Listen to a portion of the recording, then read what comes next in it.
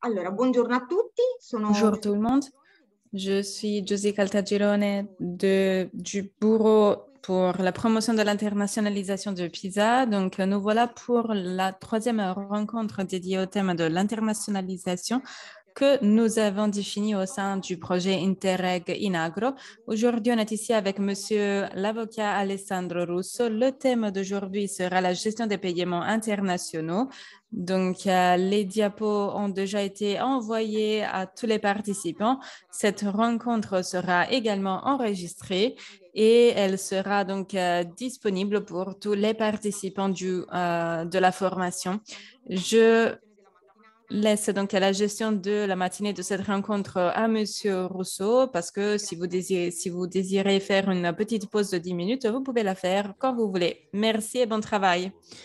Merci, bonjour. Donc, le thème qu'on va aborder aujourd'hui est un thème normalement très cher aux entreprises qui démarrent un processus à l'international tout en pensant à une dimension de l'entreprise proche du commerce à l'international. Ou alors, parfois, même pour les entreprises qui ont déjà démarré leur aventure à l'international, rispetto on a quella. pourrait donc repérer des difficultés par rapport donc, à la stratégie commerciale. Cela parce que tandis que le secteur commercial a un objectif, c'est-à-dire de développer la gestion commerciale, la gestion des paiements, ou alors on pourrait parler de la gestion du crédit ou comme on le dit en anglais, le credit management.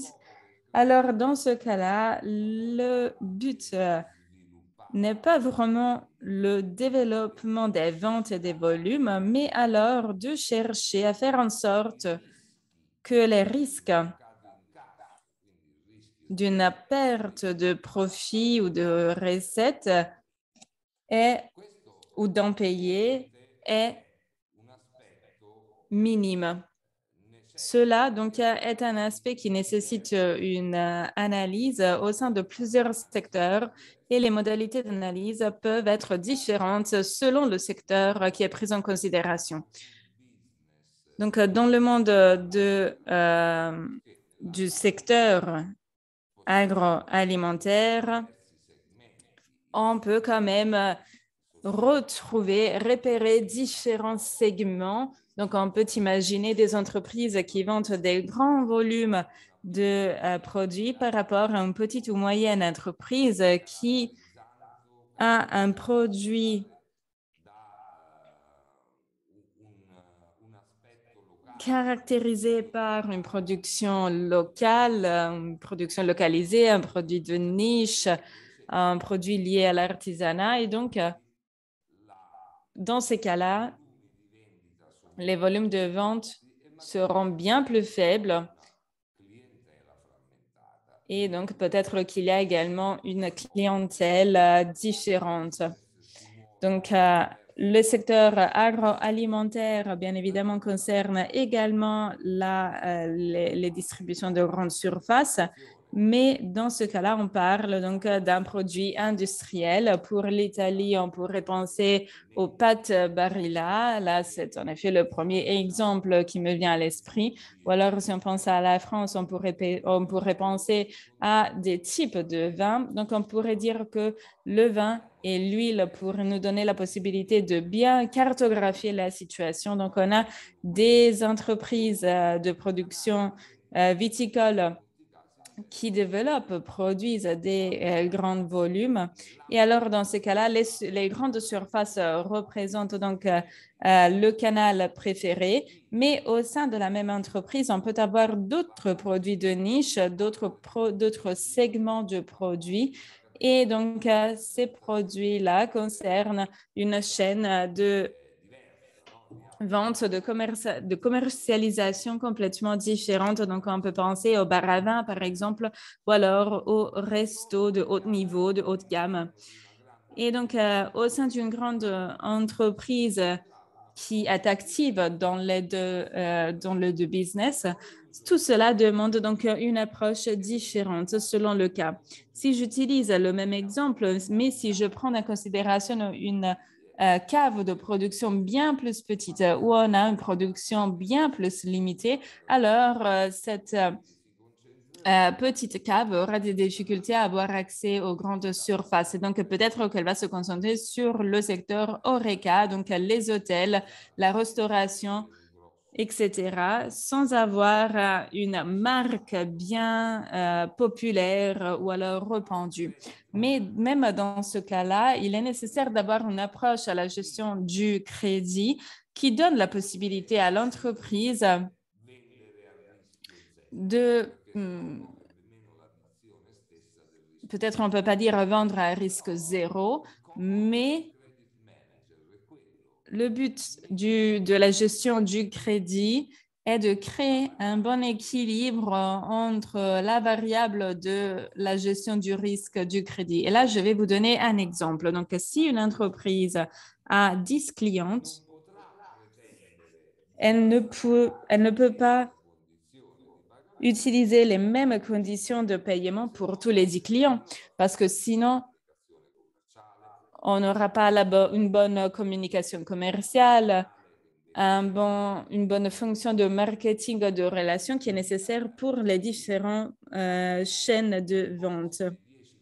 Et donc, dans l'hypothèse des 10 clients, on aura peut-être un client ayant des caractéristiques bien spécifiques et donc un contrat bien spécifique. Et de l'autre côté, on aura d'autres clients ayant d'autres caractéristiques et donc des contrats et des pouvoirs de négociation différentes. L'erreur principale qu'une entreprise peut faire dans ce cas-là est de rendre les conditions de paiement des conditions standards, parce que cela signifie de ne pas arriver à satisfaire les exigences du client.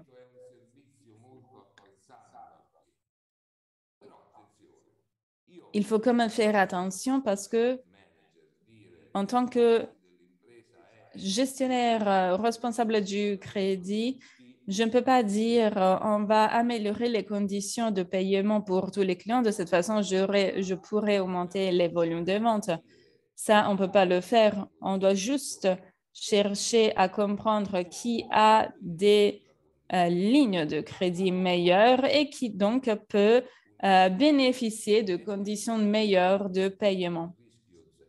Une entreprise qui désire suivre le chemin du risque zéro devrait demander à tout le monde le paiement anticipé. Il est vrai que beaucoup d'entreprises utilisent cette condition de paiement. De cette façon, elles peuvent vendre seulement si elles sont sûres de recevoir des profits. Mais alors, il faut considérer le fait que très souvent, les volumes de vente restent plutôt faibles parce qu'il faut considérer les exigences de la contrepart et il faut également considérer les doutes et les peurs de l'autre part. Un exemple dans ce cas-là pourrait être le fait qu'une personne demande à une autre personne qui se trouve à l'étranger un paiement anticipé.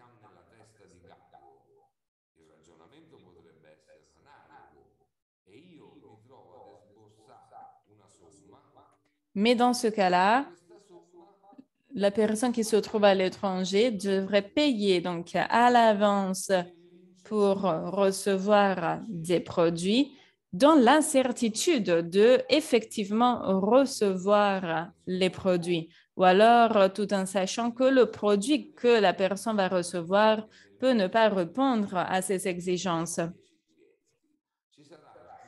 Donc, pour revenir à l'exemple précédent de l'entreprise ayant une dizaine de clients, on pourra avoir donc des conditions de paiement différentes. Donc, un client pour lequel on demande le paiement anticipé, le client pour lequel on demande un paiement différé, le client ayant une situation de paiement mixte, le client qui utilisera des méthodes de paiement différentes et qu'on va voir dans quelques minutes.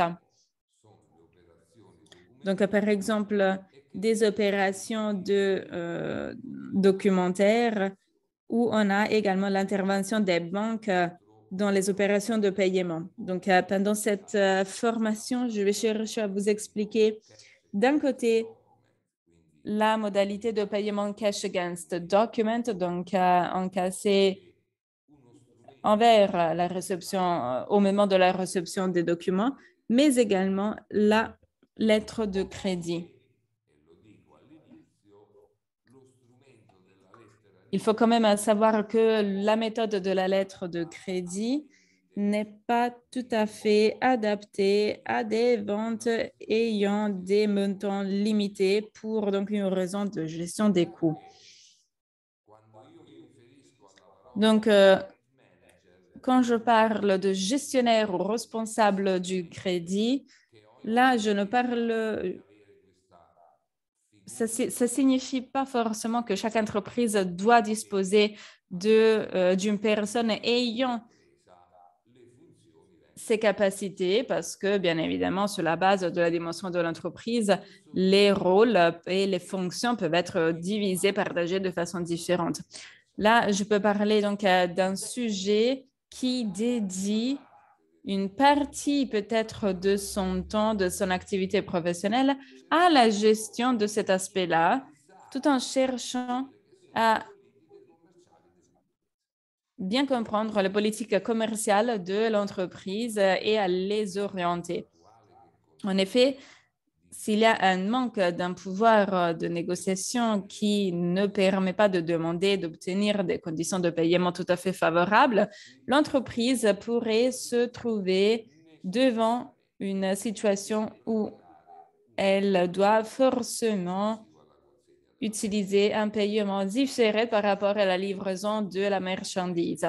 Donc là, il faut imaginer un scénario où tous les concurrents de l'entreprise utilisent cette même méthode de paiement et donc ce serait très difficile de faire fonctionner le marché ou alors de pénétrer au sein de ce marché tout en demandant d'autres conditions de paiement. Oui, donc je vais partager mes diapos d'ici un instant. D'ici un instant. Et donc, l'entreprise devrait quand même se mettre en ligne avec le scénario de référence et en même temps définir des plafonds, des limites maximales parce qu'elle pourrait choisir donc d'utiliser le paiement différé pour Monsieur Vincenzo, par exemple. Mais alors, je pourrais dire, cher Monsieur Vincenzo, le paiement différé pour moi est quelque chose qui peut fonctionner, mais jusqu'à une somme bien précise, parce que cette somme-là correspond donc au niveau maximal qui peut être géré par l'entreprise. Donc, on doit calculer le niveau d'exposition totale que l'entreprise peut absorber en se basant sur des chiffres, sur des valeurs numériques qui ont été analysées avec les informations commerciales. Cela signifie que chaque entreprise devrait donc tout d'abord gérer une phase d'étude. Donc, il y a les méthodes qui concernent les méthodes de paiement internationaux.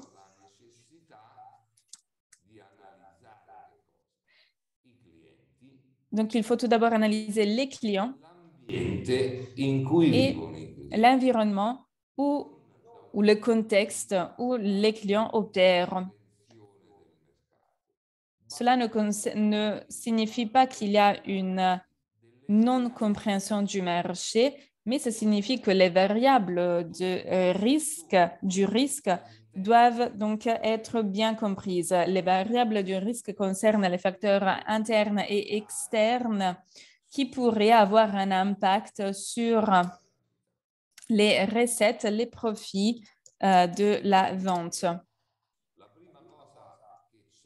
Et donc, la première chose que tout le monde devrait essayer de faire au sein de son propre contexte d'activité est l'analyse des principales variables du risque de crédit. Dans cette diapo, vous trouvez 3 variables. Donc, tout d'abord, le risque commercial, ensuite le risque politique ou risque pays et le risque de change qui a quand même un impact plus faible et qui concerne le fait d'utiliser des devises différentes par rapport à la devise du pays de l'entreprise. Le risque commercial, qui est appelé également risque d'insolvabilité, est présent à l'échelle internationale, mais également nationale. Comment est-ce qu'on peut le définir? On peut le définir comme le risque d'insolvabilité, c'est-à-dire le fait que le client n'arrive pas complètement ou partiellement à payer le prix de la marchandise.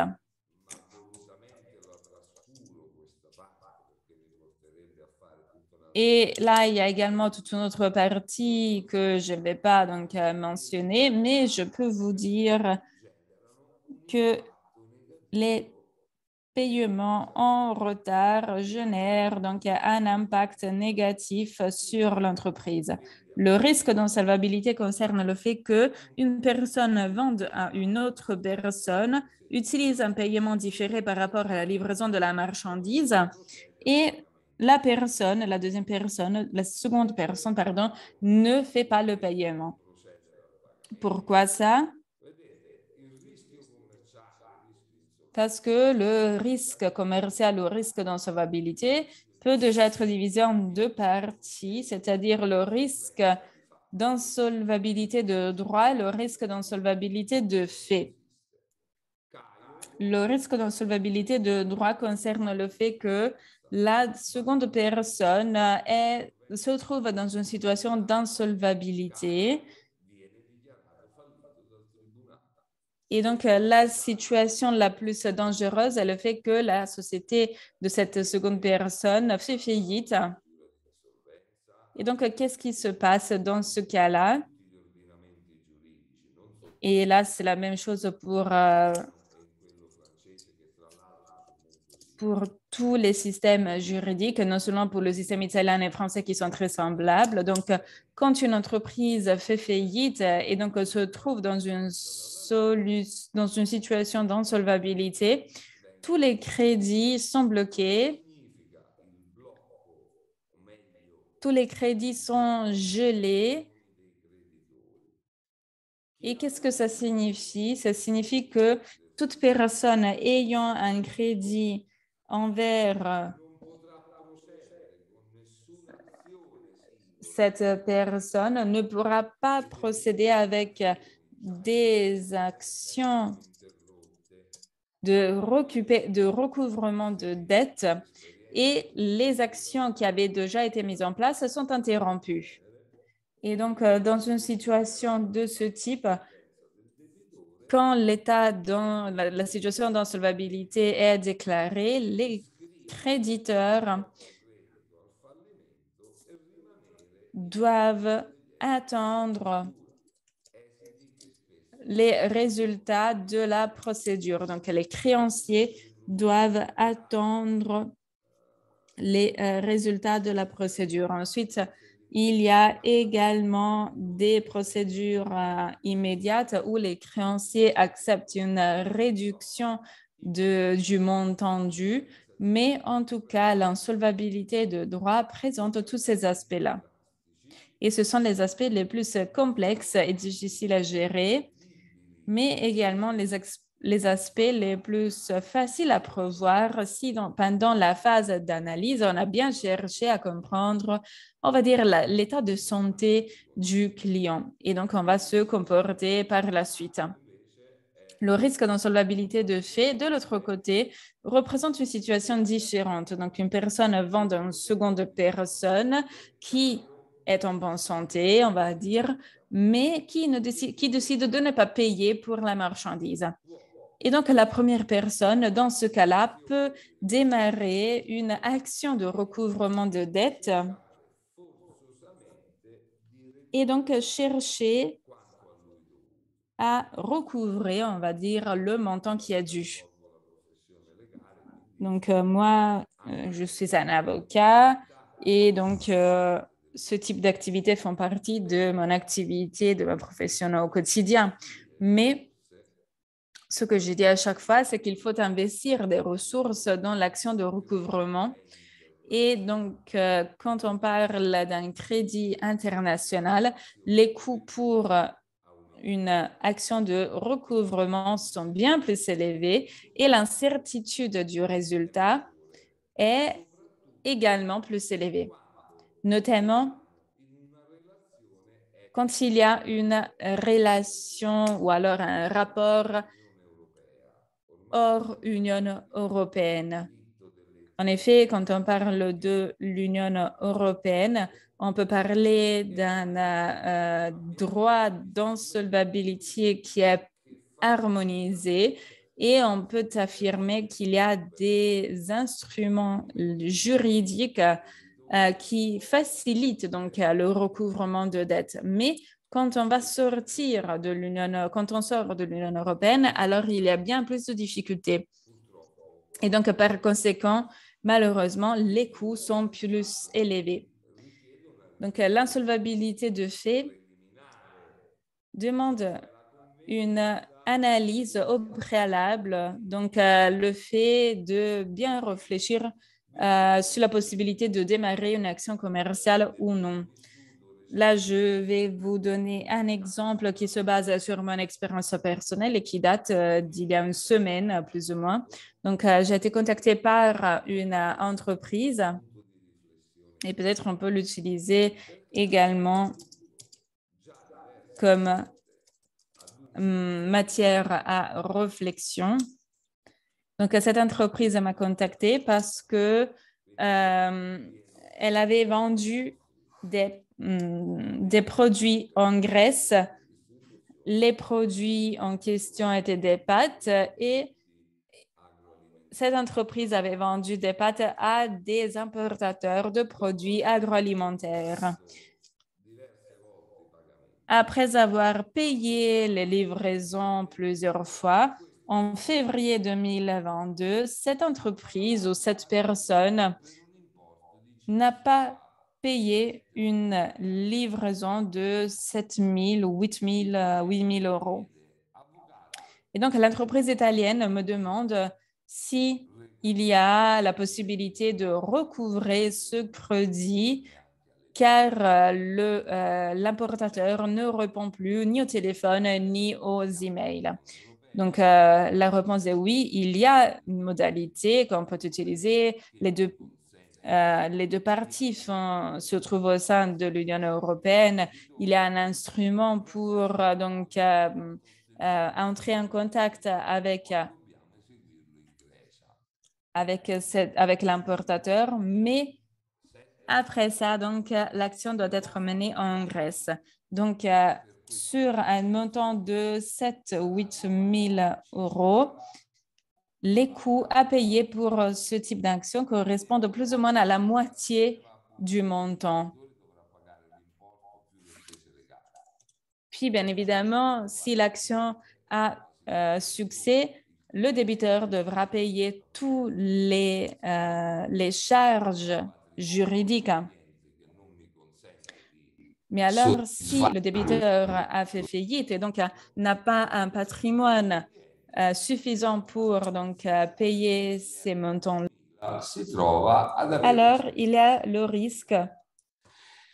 Il y a le risque pour le créancier de payer même plus par rapport au montant qu'il devrait recevoir. Donc, voilà pourquoi il est important, il est mieux d'investir dans une phase d'analyse plus détaillée, plus accurée, au lieu mener des actions de recouvrement de dettes.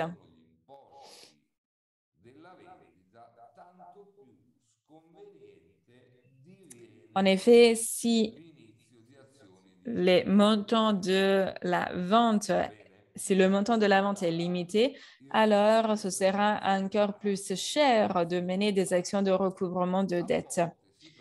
Donc, le fait que l'autre partie parfois ne paye pas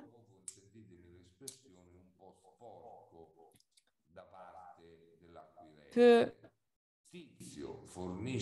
également représenter une situation difficile pour l'acheteur. Donc, par exemple, l'acheteur décide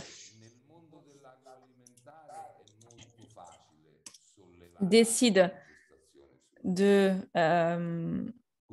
se plaindre à propos donc, de la marchandise et donc décide de ne pas payer. Cela peut se passer très souvent, notamment dans le secteur agroalimentaire.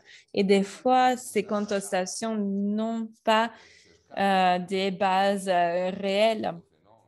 Donc, une façon pour chercher à limiter ce phénomène est de bien réglementer la vente d'un point de vue juridique. Je sais que vous aurez également une autre formation dédiée au contrat. Et donc, le message que j'aimerais bien vous transmettre concerne le fait que bien souvent, il y a une commande, une confirmation de commande, et puis la production démarre. Mais sans un contrat, ce serait bien de définir des conditions générales de vente selon lesquelles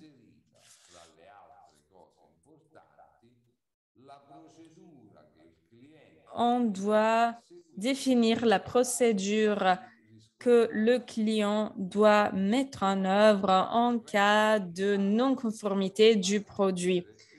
Tout cela pour éviter donc tout type de contestation de la marchandise. On va continuer maintenant, on va voir la deuxième catégorie de risque, c'est-à-dire le risque pays ou le risque politique, une catégorie qui est différente par la précédente. Donc,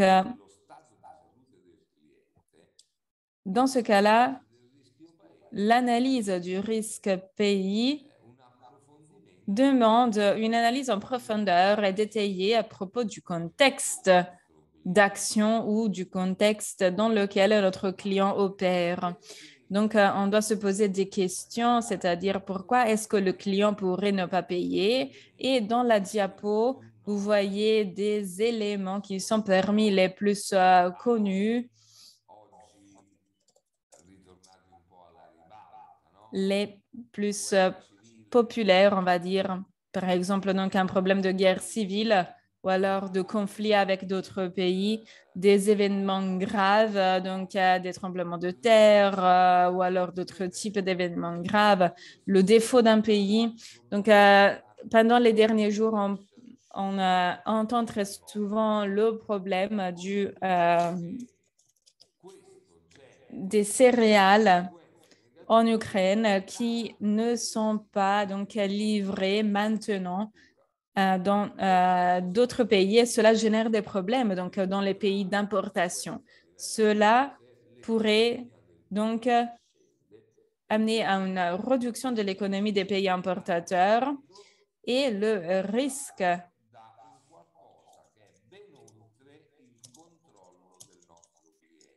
risque de non-paiement pourrait donc être lié à cette situation externe. Donc, j'ai déjà parlé de l'exemple de la Grèce et pour revenir sur cet exemple-là, je peux vous dire qu'il y a quelques années, la Grèce était un pays à haut risque de défaut. Si on regarde sur l'échelle internationale, donc en dehors de l'Union européenne, on pourrait mentionner également le Liban.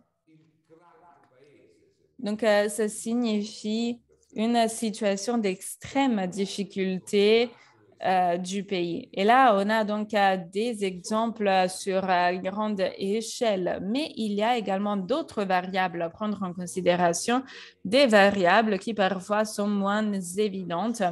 Donc, on peut penser par exemple à une modalité de paiement pour laquelle il y a des garanties bancaires de la part du pays du client.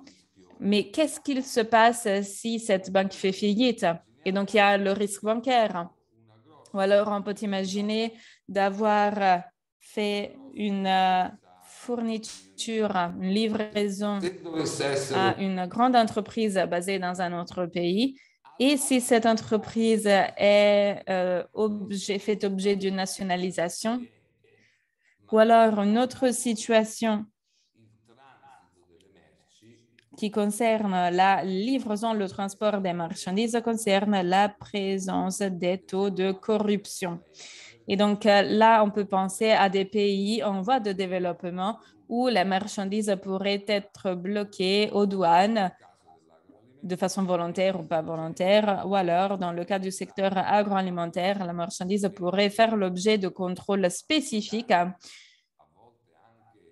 pour rendre plus favorable la situation pour d'autres concurrents ou d'autres producteurs à l'échelle nationale.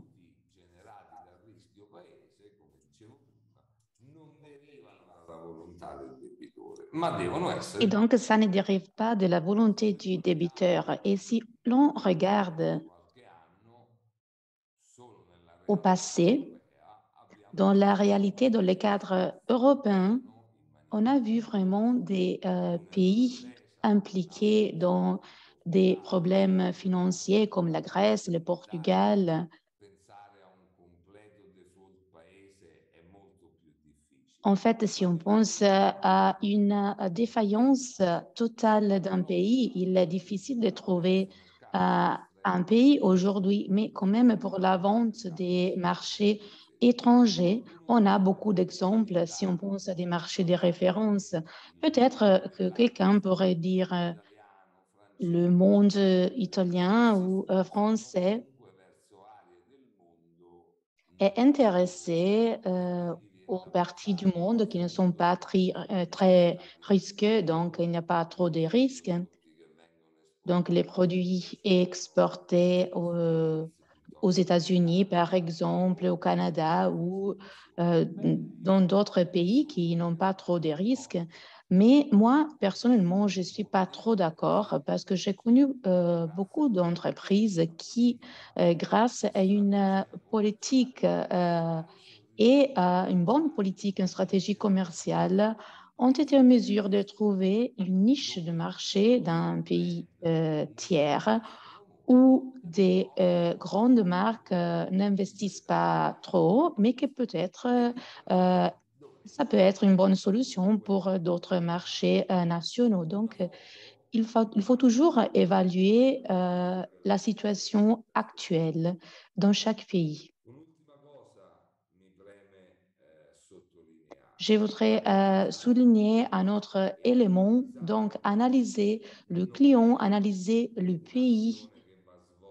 Ce n'est pas une action à faire une fois seulement, mais on doit le répéter et on doit continuer à le faire. Faire des contrôles, on pourrait dire, de temps en temps, on devrait vraiment étudier les résultats des analyses précédentes avec les objets des analyses actuelles afin de mettre en évidence les changements qu'il y a eu au niveau politique et au niveau de santé de notre pays.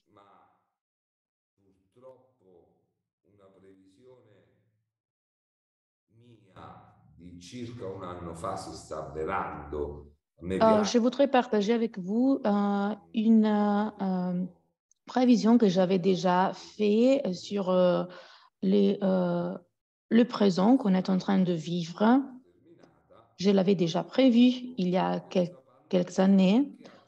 On est en train de vivre une phase particulière due à la pandémie qui a généré vraiment un impact très fort sur le pays. Et quand la pandémie a commencé à ralentir, on a commencé à parler de départ, redépart, après une phase d'interruption. Et moi, j'ai toujours souligné l'effet que redépart ne signifie pas reprise. Dans le monde des entreprises, on a eu des changements, des forts changements, et les producteurs avaient des distributions avec les distributeurs, avec des politiques plus standards. Aussi dans le monde du B2C, c'est-à-dire de la vente aux consommateurs. Et là, on a eu des augmentations des ventes à travers des canaux e-commerce, donc le commerce électronique qui a commencé à augmenter dans plusieurs secteurs, la mode, mais plein de secteurs. Et si on regarde à ces connexions, ces liens, et au cas où les vendeurs n'avaient pas adapté ces stratégies commerciales de la phase finale des ventes, on aurait vraiment une réduction de ces ventes-là et peut-être qu'il va avoir plusieurs dettes envers l'acheteur, le distributeur. Et donc, on voit ces résultats-là après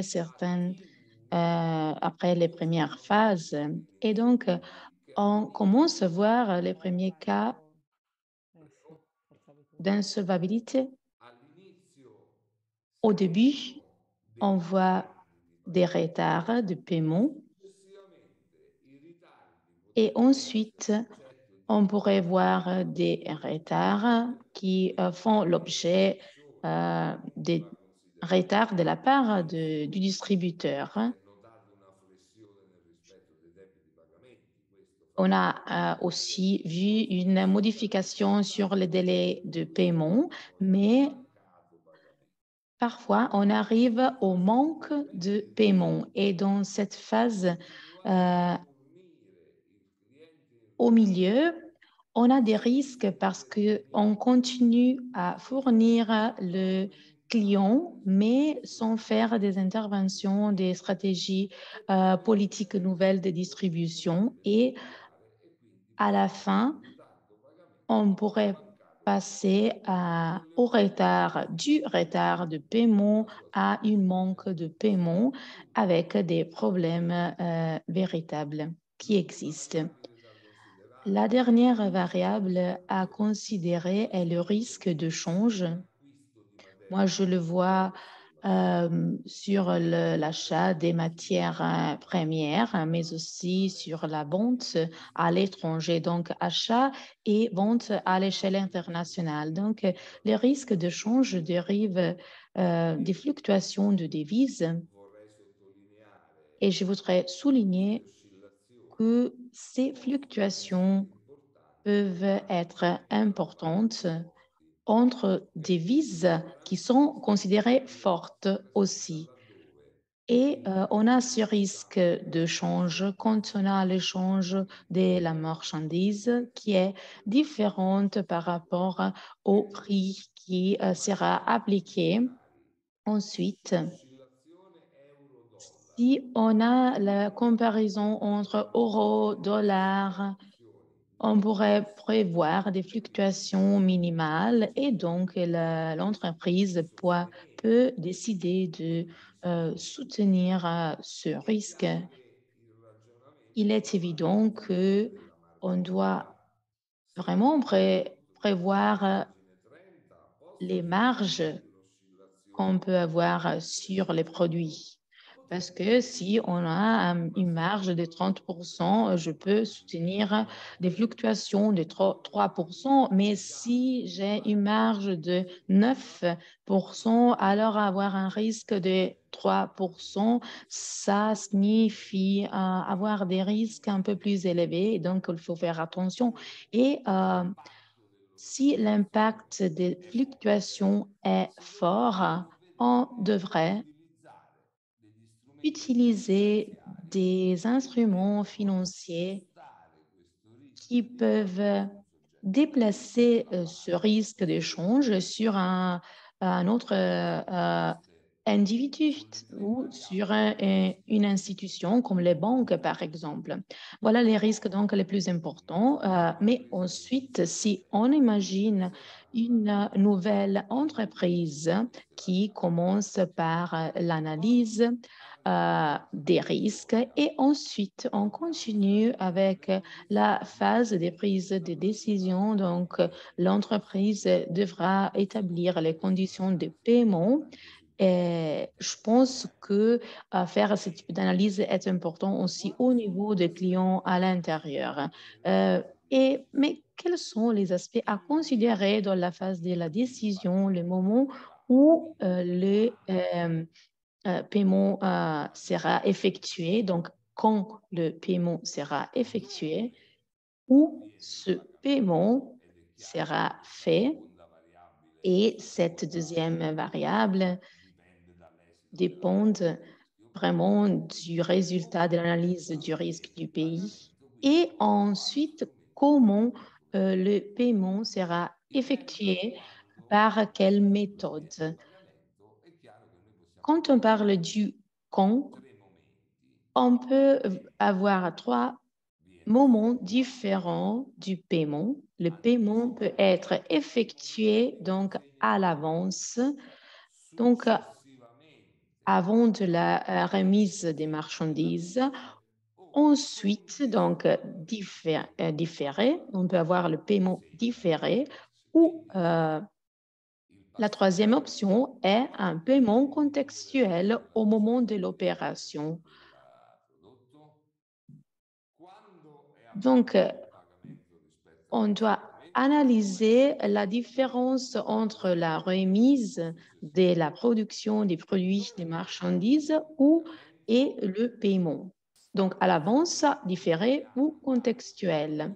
Le deuxième aspect à considérer est où. Donc, on peut avoir les paiements sur la place du débiteur, par exemple, ou sur la place du vendeur, mais aussi sur la place d'un tiers. Ça engendre un impact très important, surtout quand on parle des fournitures pour des pays hors Union européenne, parce que on pourrait identifier dans ces cas-là des places étrangères, surtout quand on a des risques remarquables. Donc, il faut faire une bonne analyse de ce point de vue-là. Quand on parle du troisième point, donc comment, on doit faire l'analyse des différentes méthodes existantes, donc les titres de crédit ou des lettres d'échange. Donc, tous ces aspects font l'objet d'évaluation pour l'entreprise. Si on revient sur le quand, donc si on parle du paiement anticipé qui est bien apprécié par plein de producteurs, ça peut engendrer des aspects négatifs parce que dans cette option-là, tous les risques sont à la charge de l'acheteur, hein. Et en plus, on a d'autres facteurs, hein, c'est-à-dire la compétitivité par rapport aux conditions de paiement de nos concurrents. Un autre passage qu'on peut avoir suite à la consolidation commerciale de la relation commerciale avec les clients, c'est-à-dire la demande de la remise, des remises de la part des clients. Et donc, on doit toujours considérer ces aspects-là. Bien évidemment, la possibilité d'obtenir le paiement anticipé dépend du contexte et du cadre de chaque opération. Je fais des exemples. Un paiement anticipé pourrait être accepté par un client parce que peut-être ce client-là est un nouveau client, il est conscient que la relation est dans la phase initiale et donc comprend les craintes de la part du vendeur. Le vendeur aussi peut faire un ordre, un essai pour voir, évaluer la relation commerciale. Donc, au début de la relation, pour des fournitures des moyens ou petits montants, on peut prévoir ce type de paiement anticipé.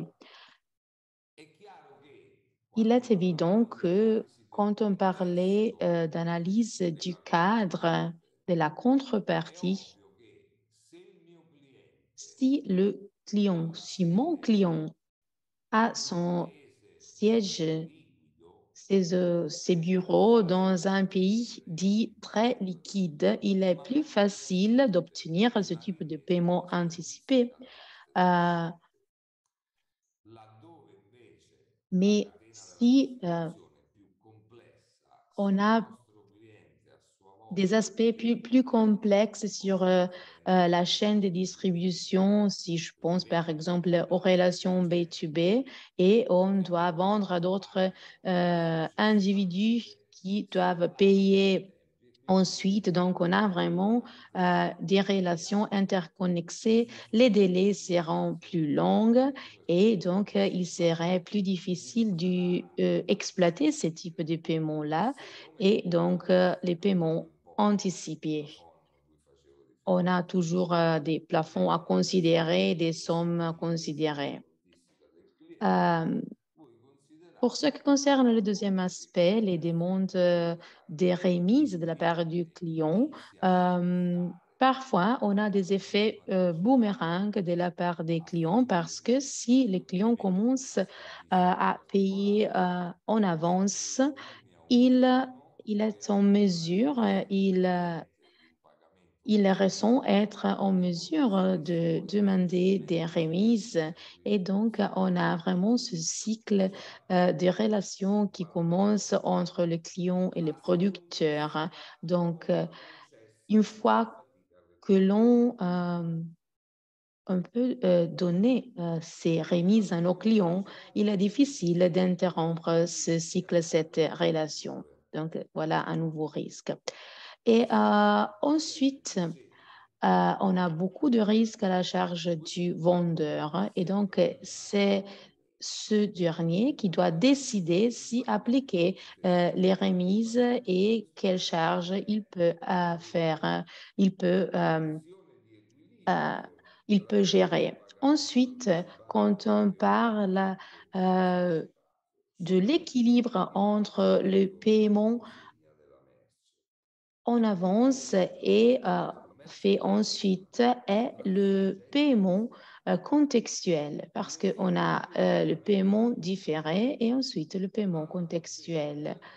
C'est-à-dire quand on a vraiment la livraison des marchandises, mais dans ces cas-là, il est très difficile à réaliser entre des parties distantes, surtout parce qu'on devrait avoir l'échange des marchandises.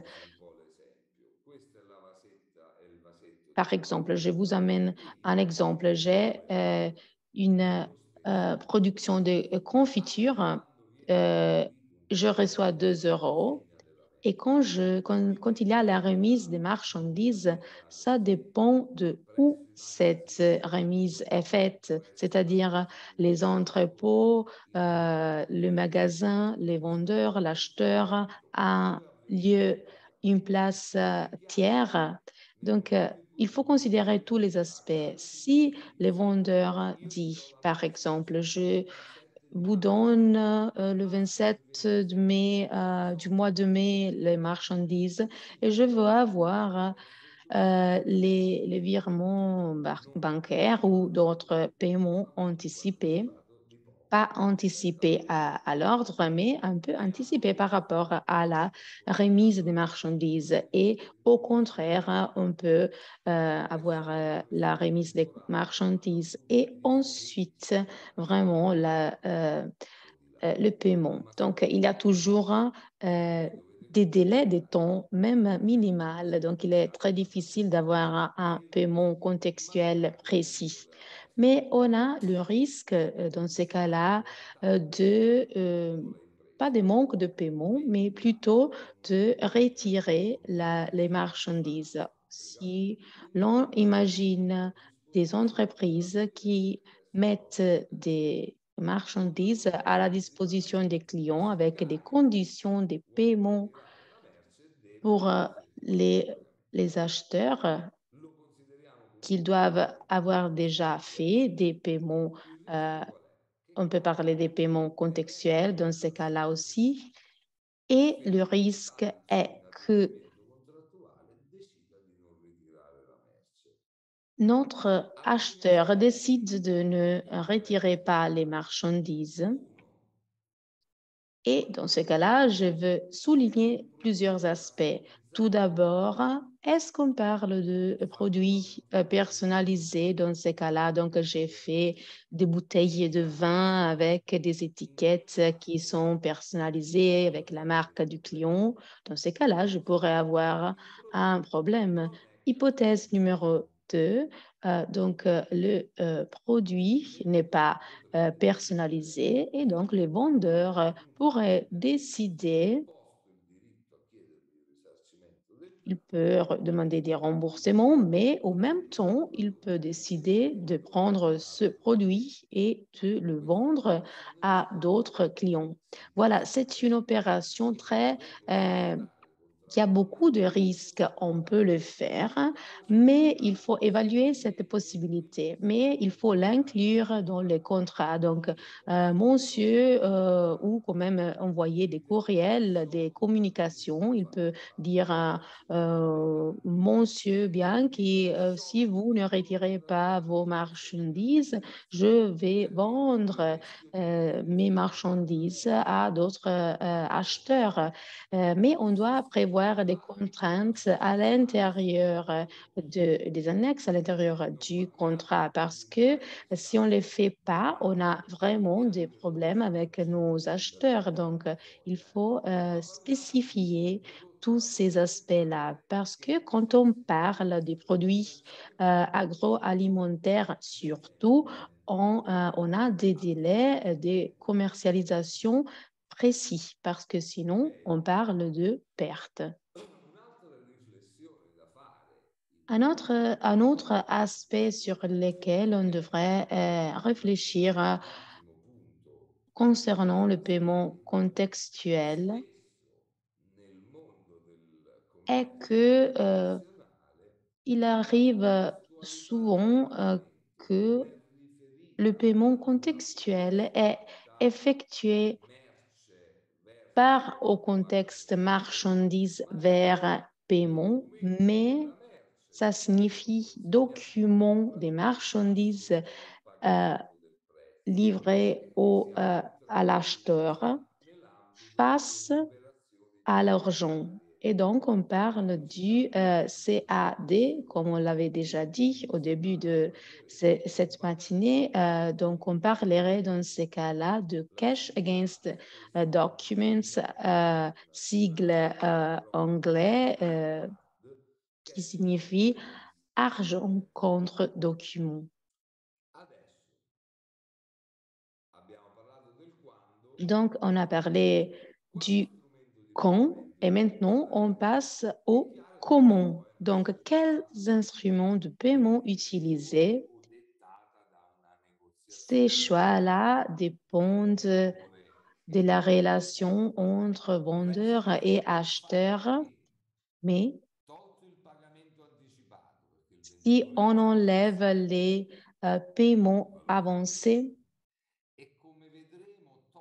Et comme on le verra, si on enlève aussi la lettre de crédit, parce que c'est là déplace le paiement sur un tiers, c'est-à-dire la banque, et l'acheteur ne pourrait rien faire pour bloquer la procédure. Si on enlève ces deux options, ces deux hypothèses, il est clair il est évident que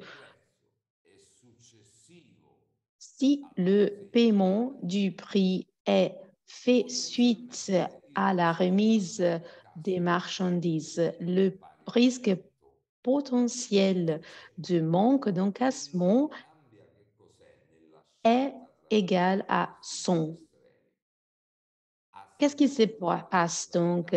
Selon les méthodes de paiement choisies, quelles sont les conséquences qui peuvent engendrer des dommages ou des risques pour l'acheteur? J'ai fait des exemples. Donc, s'il y a une personne qui vend à une autre, avec un accord, je vais faire un virement bancaire à 60 jours. Ça signifie que si au 60e jour, on n'a pas le virement bancaire, le premier, donc le vendeur n'a pas des instruments de pression, on peut rappeler, il y a des instruments de rappel pour l'acheteur, mais on n'a pas de certitude. Hypothèse numéro 2, donc les clients payent d'ici 60 jours, mais avec une lettre d'échange ou un billet d'ordre. Et donc, on a un instrument qui peut assurer des délais de reprise, des recouvrements un peu plus qui sont meilleurs, hein. Donc, on a deux cas différents à 60 jours. Mais dans les premiers cas, on avait la nécessité d'une action plus forte de la part du créancier avec un risque plus élevé, alors que dans le deuxième cas, on n'avait plus de garanties et des conséquences plus élevées de la part du débiteur, donc de l'acheteur. Donc, on a des cas différents. Quels sont donc les instruments disponibles que nous pouvons connaître? Le virement bancaire, mais aussi des encaissements électroniques. Si je pense à l'Italie, on a le RIBA, donc le relevé bancaire. En France, on a aussi les LCL, donc une forme d'encaissement électronique différente. En Allemagne, on a d'autres moyens, en Espagne aussi. Et grâce à ces procédures, on a des instruments disponibles différents. Caio e Caio non effettua il bonifico, questa è un'informazione che Il rimane. s'agit donc d'une information qui reste entre ces deux personnes. Si une modalité de paiement a été définie à travers l'utilisation d'un de ces méthodes, d'un de ces instruments, quand la deuxième personne ne paye pas, alors l'impayé est vu au sein du système bancaire. Donc, ce n'est pas seulement entre les deux personnes, mais les deux personnes et tous ceux qui ont accès à ces bases de données et qui vont voir donc l'impayé. Si je dois donc évaluer la situation de fiabilité de la deuxième personne, et si je vois donc cet impayé, alors il y a donc une situation d'empirement. Et ensuite, on a des documents qu'on va voir après. Le virement bancaire concerne l'instrument le plus répandu, le plus connu, qui ne nécessite pas d'explications détaillées, mais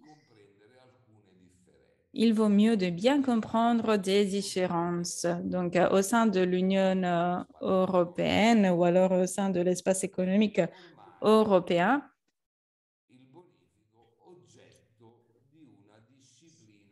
le virement bancaire est réglementé par une discipline uniforme et homogène. Et donc, on parle de virement SEPA. Le système SEPA concerne donc l'homogénéisation des virements bancaires et des paiements bancaires au sein de l'Union européenne. Qu'est-ce que ça signifie? Ça signifie que les règles du virement bancaire sont les mêmes pour toutes les transactions au sein de l'Union européenne. Et donc, juste pour les résumer, il y a le transfert de fonds qui doit se dérouler dans un jour ouvrable qui suit donc la réalisation du virement bancaire. Et il y a également un seuil de coût qui doit être très limité. Tout cela donc est très important parce que si je vends en France, en Allemagne, en Hongrie ou alors au Portugal,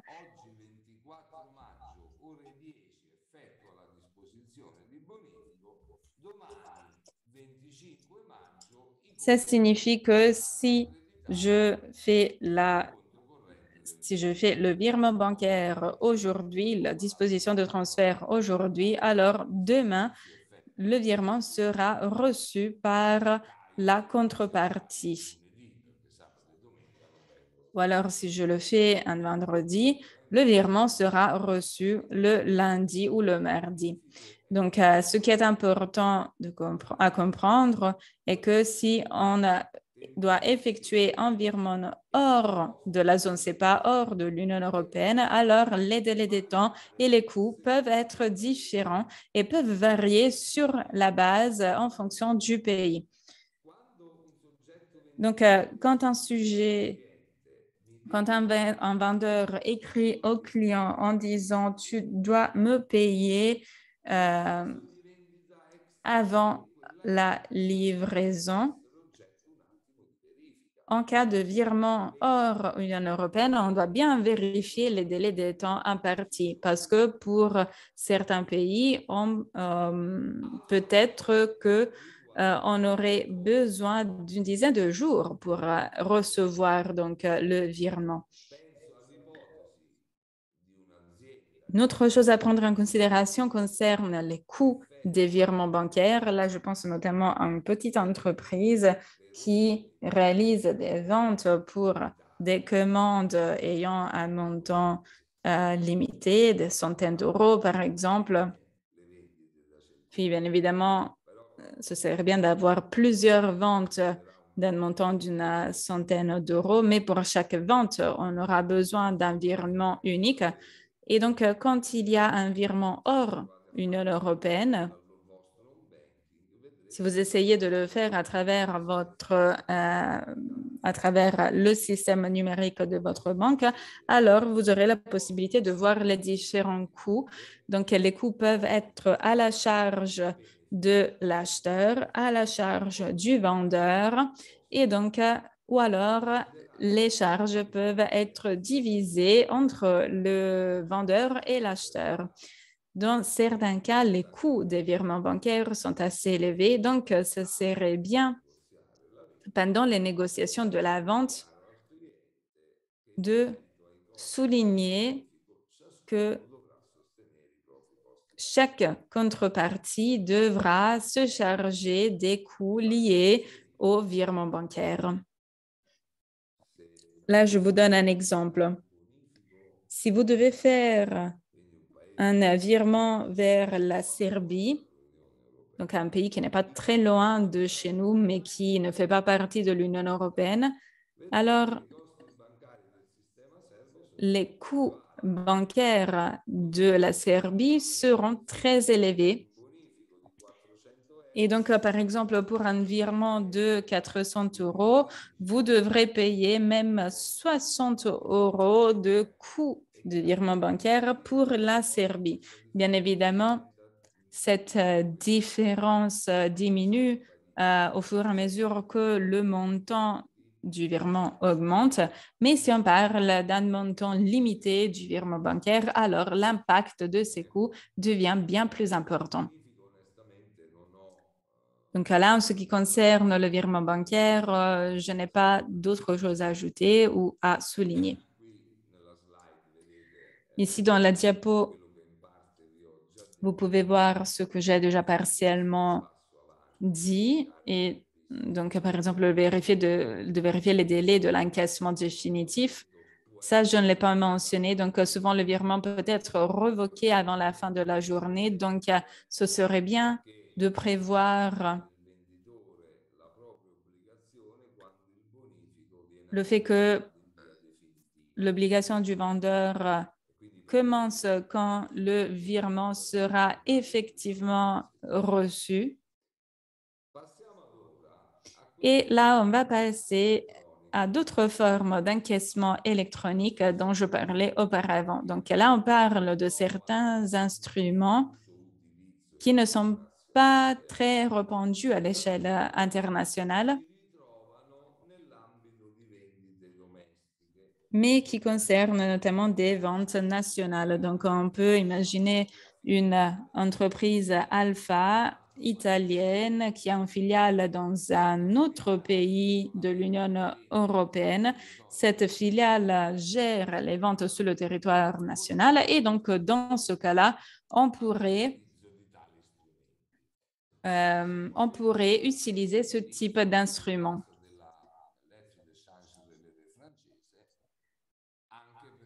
Même si, dans certains cas, notamment pour la lettre de change de la France, ces méthodes, ces instruments pourraient être utilisés pour des paiements vers l'étranger.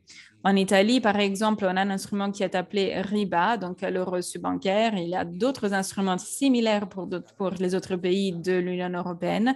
Et donc,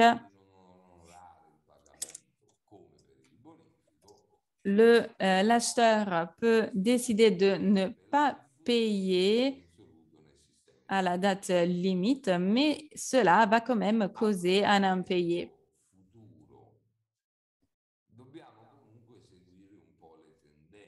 Ensuite, il faut quand même suivre les tendances. Donc, le virement bancaire est devenu uniforme, homogène au sein de l'Union européenne. Les RID, ce qu'en Italie, on appelle RID, c'est-à-dire les débits permanents, sont déjà utilisés dans d'autres pays. Donc, on a le débit permanent SEPA, par exemple. Donc, moi, par exemple, j'ai des clients qui vendent des licences de logiciels et pour eux, le paiement est effectué à travers cette modalité. Je peux vous dire qu'il y a une commission qui est déjà en train de travailler sur la création d'un instrument d'encaissement électronique, parce qu'aujourd'hui, il y en a beaucoup, en effet, qui sont tout à fait similaires dans les différents pays membres de l'Union européenne, mais un seul instrument d'encaissement électronique qui sera le même pour tous les pays de l'Union européenne. Donc, on peut bien s'attendre à voir ce nouvelle méthode qui sera mise en place d'ici peu pour faciliter les transactions à l'échelle européenne.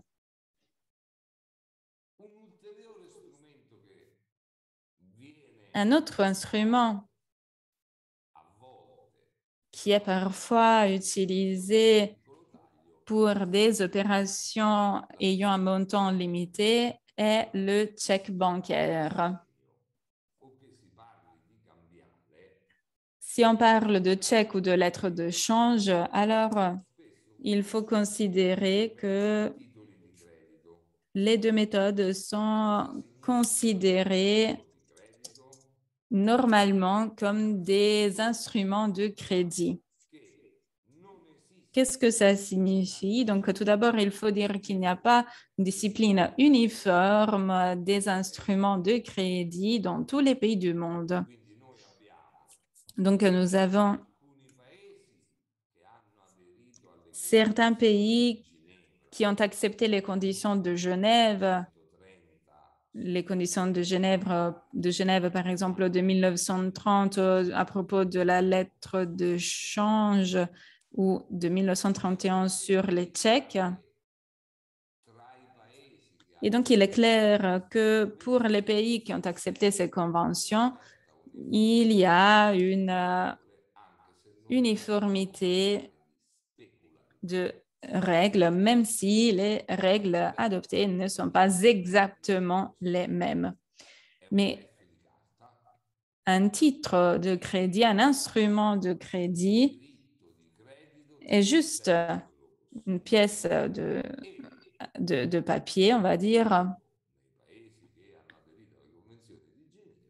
qui, pour le pays acceptant les conditions de Genève, représente un titre d'exécution. Ça signifie que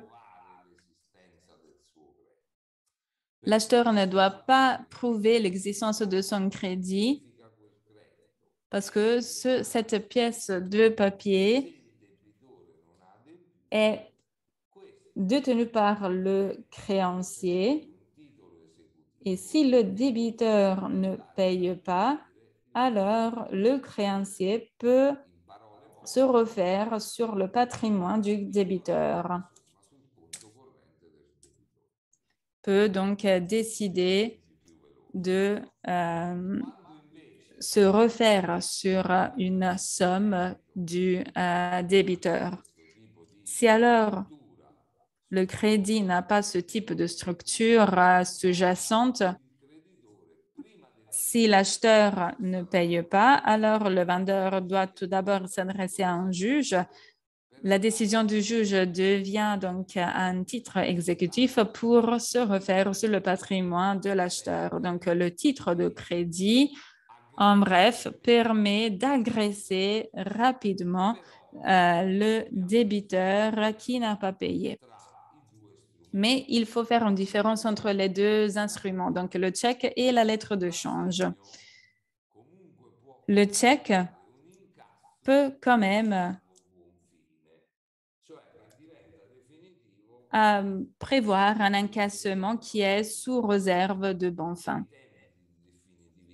Et les délais de finalisation peuvent varier d'un pays à l'autre. Il s'agit quand même d'un instrument qui n'est pas recommandé pour les transactions à l'international, même parce que le chèque demande un transfert matériel et donc il y a le risque de vol, un risque de perte, par exemple, du chèque lui-même. Quand je dis que la Convention de Genève réglemente le chèque et la lettre d'échange, j'aurais dû également dire qu'il n'y a pas une discipline uniforme à l'échelle internationale.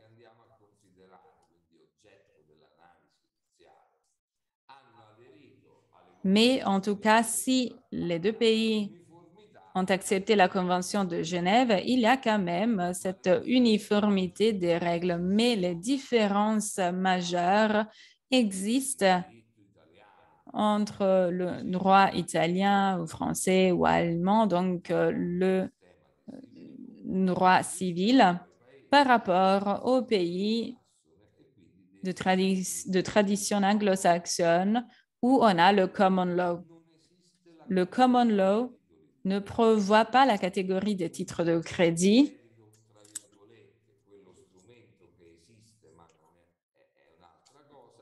En effet, il y a l'expression titre de crédit, mais il s'agit d'une chose totalement différente. Donc, ça ne donne pas la possibilité d'agresser rapidement le patrimoine du débiteur, comme je le disais auparavant. Et pour pouvoir recevoir le paiement, il y a quand même la nécessité d'avoir une décision de justice ou alors du juge. La différence entre la lettre de change et le chèque est bien plus marquée dans les pays qui utilisent et qui suivent le common law, parce que le chèque ne représente pas une preuve entre de la relation entre le créancier et le débiteur. Mais le chèque donne la permission à la banque de donner un montant spécifique au créancier qui présente donc le chèque à la banque. Bien évidemment, tout cela est possible si les fonds sont disponibles chez le débiteur et si le débiteur n'a pas bloqué le chèque. Et il y a quand même la possibilité de annuler, de déduire le chèque. Quand on parle des pays comme le Royaume-Uni ou alors les États-Unis, ce serait bien de ne pas utiliser le chèque. De l'autre côté, la lettre de change n'est pas forcément adaptée à un échange de produits dans le secteur agroalimentaire, à vrai dire. Mais même dans les pays qui suivent le common law, offre quand même une protection. Parce que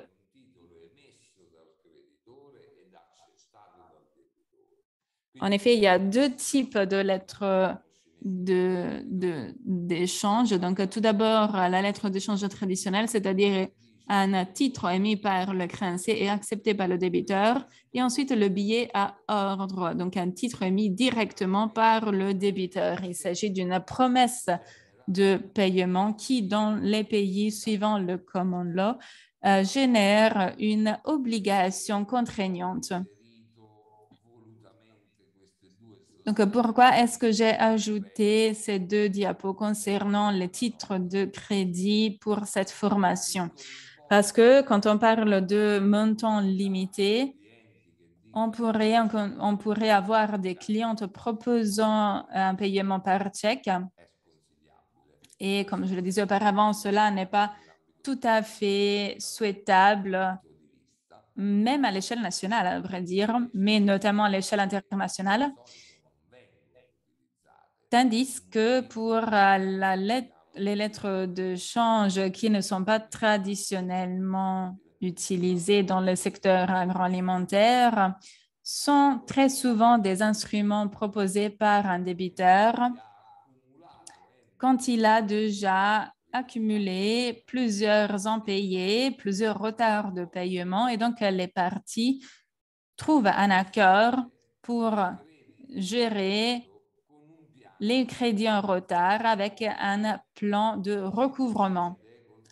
Des fois, on utilise le plan de recouvrement qui est supporté par des lettres de change qui représentent une garantie du paiement des différentes échéances. Donc, dans ce cas-là, il faut vraiment faire attention à ces différences.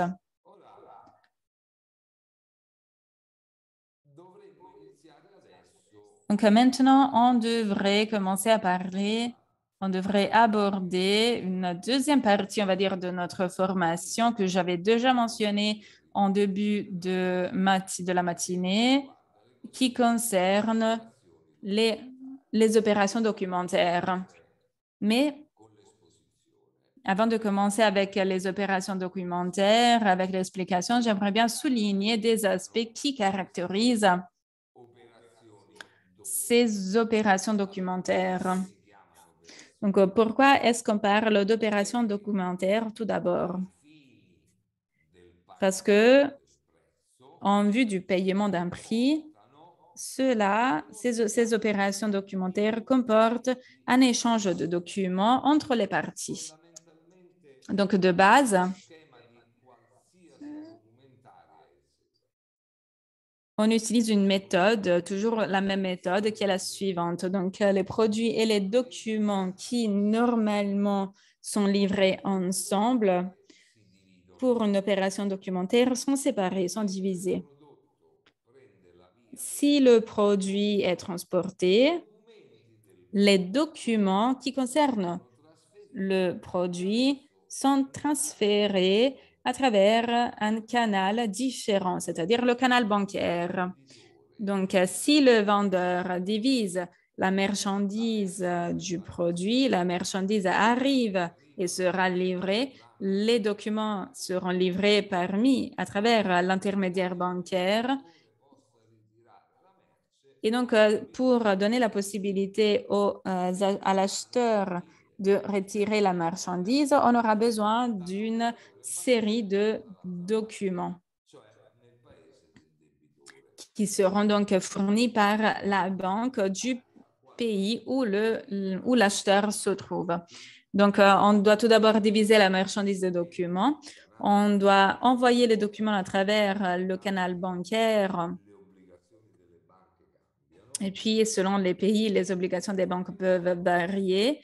Et donc, faire en sorte que l'acheteur, pour pouvoir obtenir les documents, sera obligé à payer la livraison, à payer la marchandise. Donc, toutes les opérations documentaires ont des aspects en commun. Donc, tout d'abord, la division de la marchandise entre la marchandise et les documents. Ensuite, l'intervention des banques dans les deux pays pour le transfert des documents et pour définir également et régler, gérer le paiement du prix. Ensuite, troisième élément, le fait d'obtenir des règles partagées et communes au-delà des pays impliqués pour bien réglementer, bien gérer l'opération. Qu'est-ce que ça signifie? Donc, nous pouvons analyser l'hypothèse d'un vendeur français et d'un acheteur indien. Quand il y a l'implication d'une banque française et d'une banque de l'Inde, alors on pourrait avoir des règles juridiques différentes entre les deux banques. Et donc, quelles sont les règles à appliquer, la loi française ou la loi indienne, pour donc bien régir cet échange de documents? Dans ce cas-là, et pour gérer cette situation, la Chambre de commerce internationale est déjà intervenue et la Chambre de commerce internationale a défini des règles spécifiques pour chaque méthode de paiement qui sont en vigueur et qui sont acceptées par les banques et les différentes parties. Et donc, si les deux parties décident de payer avec le système CAD, les banques des deux pays devront réaliser cette opération tout en tenant compte des règles formulées par la Chambre de commerce internationale. De la même façon, si le paiement se déroule à travers une lettre de crédit, le paiement doit suivre ce même système d'échange de documents entre les deux banques, mais les règles de cette opération seront donc uniformes et sont contenues dans une autre publication, dans un autre document encore issu par la Chambre de commerce internationale. Là, je vous montre donc le document qui concerne les normes pour les lettres de crédit. Donc, quand la lettre de crédit, quand il y a la lettre de crédit entre deux pays différents, il faut prendre en considération les normes qui sont établies par la Chambre de commerce internationale. Et donc, l'intervention des deux banques, en ce qui concerne les opérations documentaires, est nécessaire également pour atteindre cet objectif. Donc, d'aller au-delà de tout type de différences juridiques en ce qui concerne la gestion de ce système de paiement. Donc, quels sont les éléments communs partagés en ce qui concerne les opérations documentaires? Tout d'abord, la séparation entre la marchandise et les documents, l'envoi des documents à travers le canal bancaire, la gestion du système de paiement à travers des règles, des normes partagées. Et puis, au sein des opérations documentaires, nous avons le Cash Against Document, CAD, dont on a déjà parlé auparavant, mais également la lettre de crédit ou crédit documentaire. Toutes les opérations bancaires, les opérations documentaires partagent ces éléments communs, mais le rôle des banques peut être différent. Et après ça, on aura une petite pause. Donc, en ce qui concerne les opérations CAD, les banques s'engagent pour simplifier les échanges, mais n'ont pas des obligations de paiement, tandis que en ce qui concerne la lettre de crédit, les banques sont chargées d'une obligation de paiement, mais avant de payer, doivent analyser les documents de façon complexe et cette analyse demande aux vendeurs également de connaître les règles que j'ai mentionnées auparavant, donc les règles qui régissent les obligations des banques, mais également la préparation des documents et donc le fait que la banque respecte ses engagements. Donc, je pense qu'on est déjà à la moitié de notre formation ou alors du temps disponible pour notre formation et donc maintenant on peut avoir une petite pause. Donc, il est 10h30. Je demande aux organisateurs, oui, on va avoir une petite pause de 10 minutes et on va se retrouver à 10h40. Merci, à tout à l'heure.